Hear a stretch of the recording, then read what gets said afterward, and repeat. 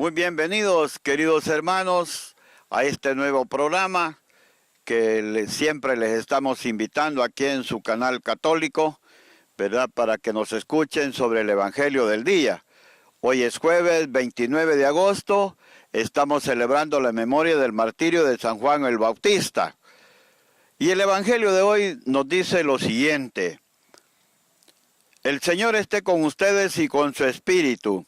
Lectura del Santo Evangelio según San Marcos. En aquel tiempo, Herodes había mandado apresar a Juan el Bautista y lo había metido encadenado en la cárcel. Herodes se había casado con Herodías, esposa de su hermano Filipo, y Juan le decía: no te está permitido tener por mujer a la esposa de tu hermano. Por eso Herodes lo mandó a encarcelar. Herodías sentía por ello gran rencor contra Juan y quería quitarle la vida, pero no sabía cómo, porque Herodes miraba con respeto a Juan, pues sabía que era un hombre recto y santo, y lo tenía custodiado cuando lo oía hablar. Quedaba desconcertado, pero le gustaba escucharlo. La ocasión llegó cuando Herodes dio un banquete a su corte, a sus oficiales y a la gente principal de Galilea, con motivo de su cumpleaños.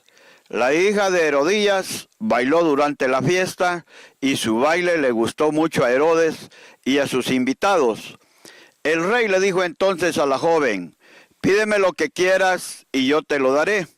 Y le juró varias veces: te daré lo que me pidas, aunque sea la mitad de mi reino. Ella fue a preguntarle a su madre: ¿qué le pido? Su madre le contestó: la cabeza de Juan el Bautista. Volvió ella inmediatamente junto al rey y le dijo: quiero que me des ahora mismo en una bandeja la cabeza de Juan el Bautista. El rey se puso muy triste, pero debido a su juramento y a los convidados, no quiso desairar a la joven, y enseguida mandó un verdugo que trajera la cabeza de Juan. El verdugo fue, lo decapitó en la cárcel, trajo la cabeza, se la entregó a la joven, y ella se la entregó a su madre. Al enterarse de esto, los discípulos de Juan fueron a recoger el cadáver y lo sepultaron. Palabra del Señor, gloria a ti, Señor Jesús. Queridos hermanos, pues qué bonito evangelio hemos escuchado hoy, lo que es el martirio de Juan el Bautista, ¿verdad? Estos son los profetas. Decimos que ahora lo que la iglesia necesita más, lo que en la iglesia urge más, son profetas. Estamos viendo que el profetismo es propio de la iglesia católica, ¿verdad? No es de las sectas, pero a falta de profetismo en la iglesia católica, como que si los hermanos separados están tomando esta línea, ¿no? ¿Verdad? Porque hoy están apareciendo muchos pastores fuertes, pastores que de verdad, ahí tenemos a Fernando Casanova también, que fue un hombre que movió la iglesia católica. Digamos la verdad, aunque duela, ¿va? Pero movió la iglesia católica. Fernando Casanova lo tuvimos en diferentes pueblos, diferentes países. Y bien, que el hombre se retira, pues se cansó, ¿va? Pero lo bonito es el testimonio, el valor que tuvo Fernando Casanova de decir, la iglesia verdadera es la iglesia católica. Eso es fuerte, ¿verdad? Cuando él dijo: les aseguro que no hay otra iglesia como la iglesia católica. Es la única y es la verdadera. Y ese poder con el que hablaba Fernando Casanova es el poder que Dios le daba, ¿verdad? Y qué bonito, pues, él vino a confirmar, siendo un pastor protestante pentecostal, vino a confirmar que la única y verdadera iglesia, ¿verdad?, es la iglesia católica, ¿verdad? Es la iglesia fundada por nuestro Señor Jesucristo y es la iglesia apostólica. Entonces, qué bonito, pues, cuando nosotros revisamos un poquito nuestra iglesia, la guerra y los combates siempre han existido, ¿verdad? Contra la iglesia, porque persiguen lo que es bueno, ¿no? ¿Verdad? Eso es lo que se persigue. Alguien que es bueno, porque si yo me tirara de malo, a mí me van a aplaudir. Pero del momento que yo llevo la contraria a otro y que estoy corrigiendo a otros y que estoy tocando la llaga, ¿verdad?, del pecado en que vive otro, eso no le gusta. Allí empezamos entonces la guerra, empezamos entonces ya a tener críticas, empezamos a tener combates. Y eso pues lo miramos en el ejemplo de Monseñor Romero, ¿no? Monseñor Romero, aquel hombre tan claro para hablar, ¿verdad?, que hablaba esa verdad, ¿verdad? Él podía denunciar lo que era el pecado social en que estaba viviendo nuestros pueblos del Salvador en ese tiempo, en su época, en su tiempo que le tocó vivir a Monseñor Romero, ¿verdad?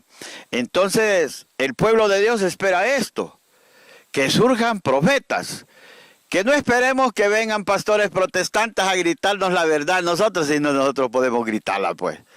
Entonces, ¿qué nos pasa, pues?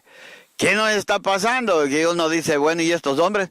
Claro que han puesto a temblar a la iglesia, porque desde el momento que ellos se retiran y gritaron una verdad con todo el galillo y con toda la fuerza, Dios mío, este hombre decía, no hay otra iglesia verdadera, solo la iglesia católica. No hay un camino de salvación, solo la iglesia católica, y esto quedó grabado. Que él se sale, está bien, él sabe por qué, ¿no? ¿Verdad? Entonces ahí tenemos a Alberto Cutié también, que fue otro terremoto fuerte en la iglesia católica. Cuando Alberto Cutié se salió, sabemos que él manejaba los medios de comunicación del Vaticano, ¿verdad? Mantenía los medios de comunicación en Honduras también, allá viajaba, iba a grabar sus programas muy bonitos, ¿verdad? Hablando claro con Alberto Cutié. Qué bonitos esos programas que él tenía, ¿no? ¿Verdad? Entonces digo yo, pero ¿por qué esperar que vengan otros, pues? ¿Y por qué al salirse estos líderes que tuvieron las agallas de gritar la verdad, y por qué la iglesia se pone a temblar? Si tenemos muchos valores, tenemos muchos tesoros en la iglesia católica. No, hombre, la iglesia católica está llena de profetismo, como les decía, es propio de la iglesia católica. Entonces lo que hace falta quizás es un poquito más de valor, ¿verdad? Llenarnos de valor, tomar la verdad en nuestras manos, tomar las riendas de la verdad y empezar pues nosotros a gritar las cosas como deben de ser. Entonces, hoy encontramos en este evangelio pues el martirio de Juan el Bautista.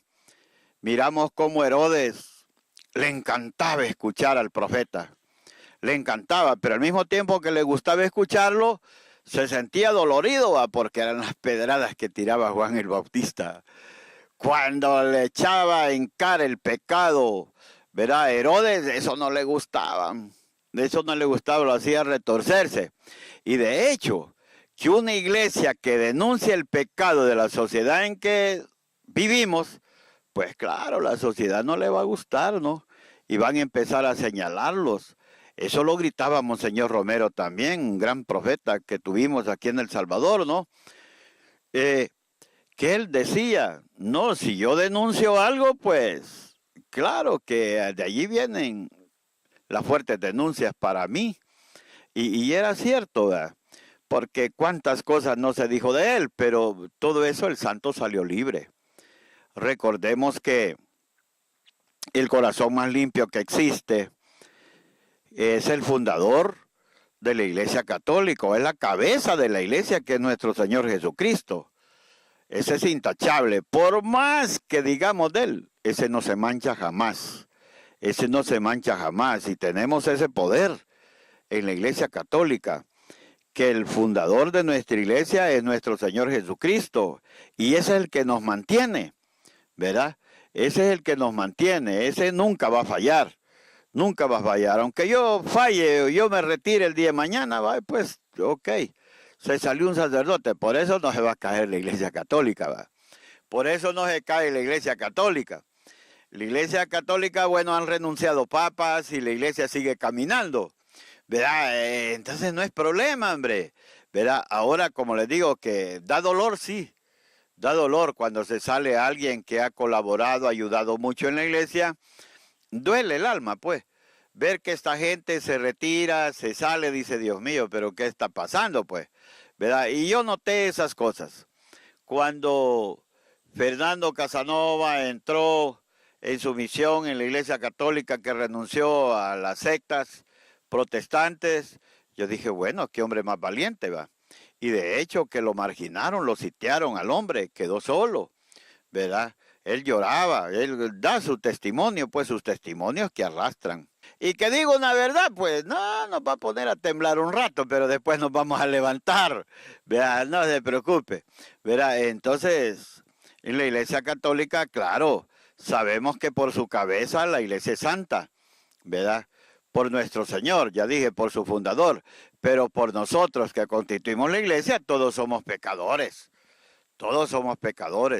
¿verdad? Por eso vino el Señor, por nosotros los pecadores. Ahora el detalle es, el reto para nosotros los cristianos católicos es aprender a vivir como testigos, ser testigos de nuestra fe, ¿verdad? Predicar con el testimonio. A eso nos invita el Señor. Y eso es un reto para nosotros fuerte, ¿verdad? Que podamos dar ese testimonio, pues, que los demás vean. Y si no aprovechamos estos tiempos, hermanos, la iglesia se está desmoronando. Yo les decía que a mí me gusta el nombre que le ha puesto el Santo Padre, ¿verdad? A quien queremos mucho de todo corazón, nuestro Santo Padre, el Papa Francisco, ¿verdad? Un gran santo, ¿verdad? Que amamos en la iglesia, que lo amamos, ¿verdad?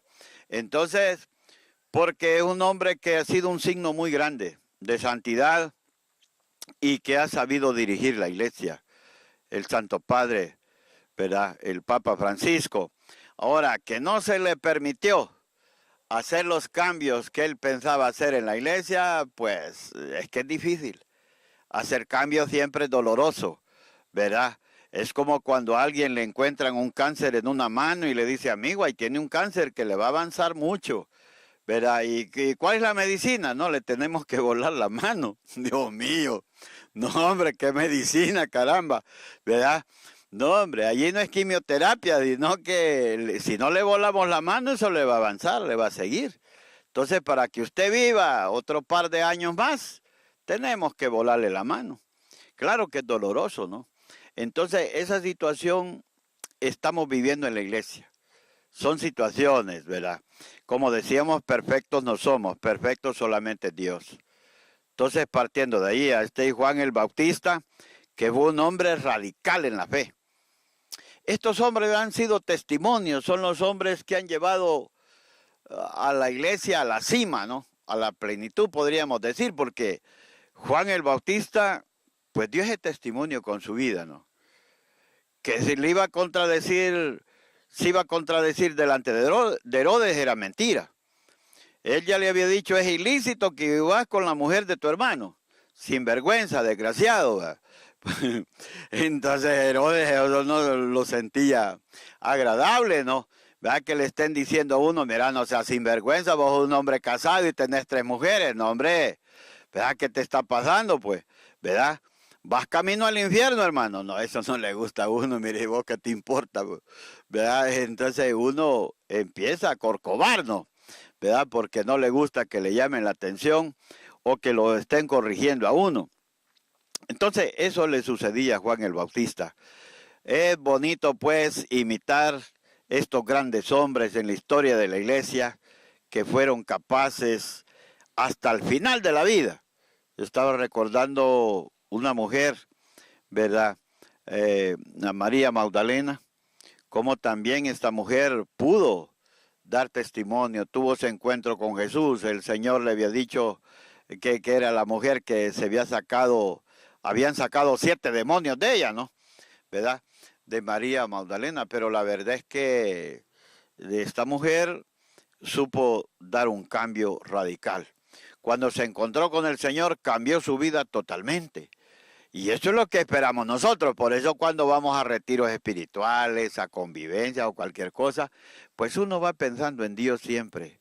debemos de pensar en Dios. Y si es un retiro espiritual de crecimiento que tenemos, pues pedirle al Señor encontrarnos con Él, ¿no? ¿Verdad? Y yo les digo, es mentira que si yo me encontré con Dios, mi vida no va a cambiar.